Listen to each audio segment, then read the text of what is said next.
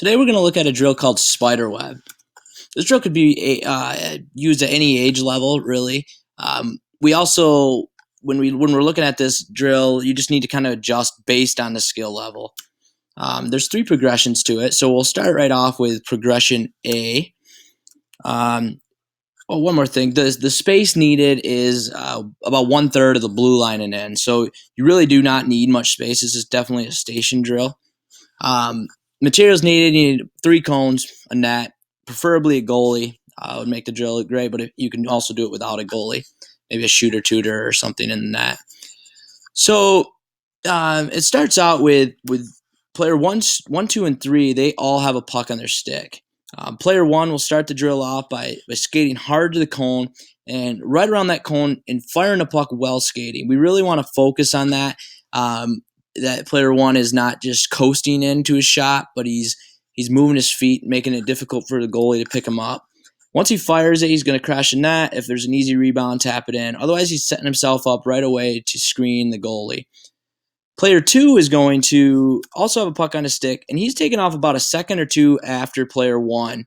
And as soon as he takes off, he's driving right around this cone, and right when he hits this turn, we want him shooting. We want him shooting right out of that turn. Like in a game situation, you might get a turnover and you got to shoot quick. You got to drive around a guy and fire it.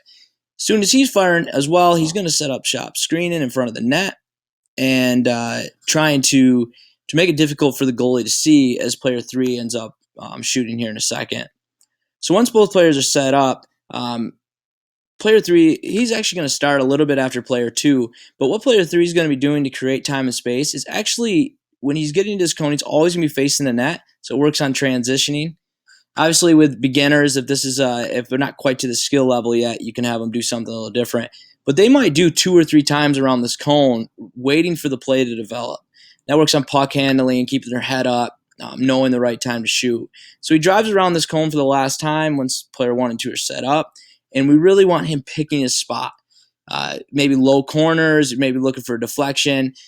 Whatever is going to be most difficult for the goalie at the time to be able to see the puck coming in, that's where we want player 3 shooting with his head up. And he's also going to be there for that high rebound. If the goalie gives a bad one up here, he's going to be trying to fire and bring it home. So if you notice in the right-hand corner here, there's a few things that we're really focusing on during progression A. That's shooting while skating, the net drive, with stick down, and rebounds, so burying that rebound. And the last thing, we really want them guys working on, and girls working on skating with their heads up and puck handling, being comfortable with the puck on their stick and shooting. So progression A is a really, really basic step, beginner step.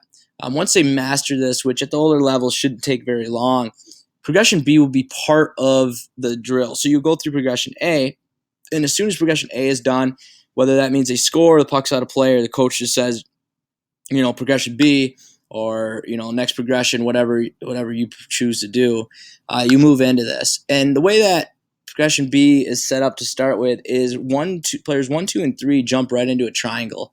Player 4 is going to play defense within this triangle. So it's up to the coach to either pass the puck in, tape to tape to 1, 2, or 3, or just simply dump the puck in the corner. What we want to see out of players 1, 2, and 3 is preferably setting up a triangle here in this tight space, making it difficult for player 4 to cover all 3 of them. Eventually, they're going to have some open space, and it really makes the offensive players focus on finding the open man quickly, hard passes. And in order to do this, you obviously have to communicate. You got to be ready, stick on the ice, positioning, and supporting. And so it could end up in a little cycle situation too, which is great. So you let this play out for a few seconds, work the puck around, get some shots. Hopefully they'll score. If not, player 4 might clear the puck out, or goalie might cover the puck. That's when you'll jump into progression C, which we'll talk about in just a second here. Couple of the learning points that we want to focus on in progression B is support. We're always the puck handler always has at least 2 options here, and then including himself a third option. Communication should be talking, whether or not you call him for the puck or just communicating to your player where to go next. That's great. Defensively, we're trying to have our players focus on stick position, active sticks, getting in passing lanes, effort, blocking shots, all that grinded out kind of work. So once progression B is mastered and discussed, you can move on to progression C, which takes a little bit of thinking with the players out there, which I think is an important part of every drill.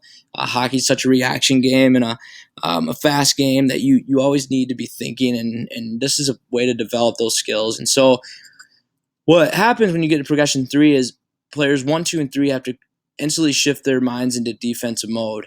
Now they're trying to break it out instead of trying to score. Player 5, who was back here waiting, it could also be the one dumping pucks in if at older levels, if you don't have a coach running that specific drill. He's dumping that puck in, or coach dumps a puck in, and players 4 and 5 end up becoming the forecheckers. So they're trying to score now. Players 1, 2, and 3 are trying to break it out.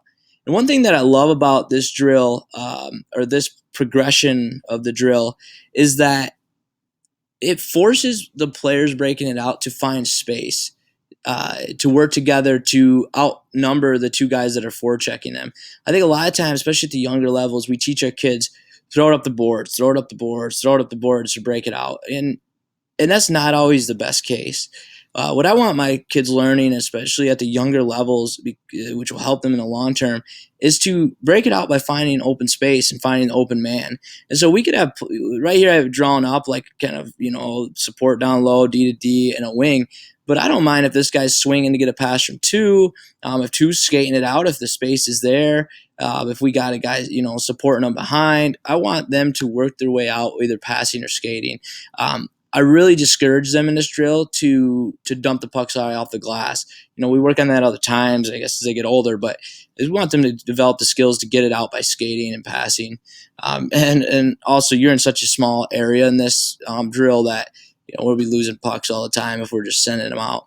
So it also allows you to work on the forechecking. You could have them working on aggressive to, kind of like a 2-1-2 idea concept. You can have them working on being a little more trap system, zone defense. You could kind of man-to-man with it, obviously be an open man out there, but you could work on that and them communicating how they want to play. And sometimes I'll focus what I want them to do, and other times I'll let them figure it out. When they're sitting there waiting to go, they're hey, let's do this. Let's take this player out. However they want to do it is another great way to go. So that's basically it for this drill. I hope you enjoyed it. I think it's a great progression drill that will force your players to play fast, to think. They get some shooting in, some passing in, and also some defensive skills. And most time you'll have, this is the last thing on how this drill kind of ends, you'll have only 5 or 6 players at your station. So as soon as they either score or break it out, they're starting again. Players 4 and 5 become players 1 and 2.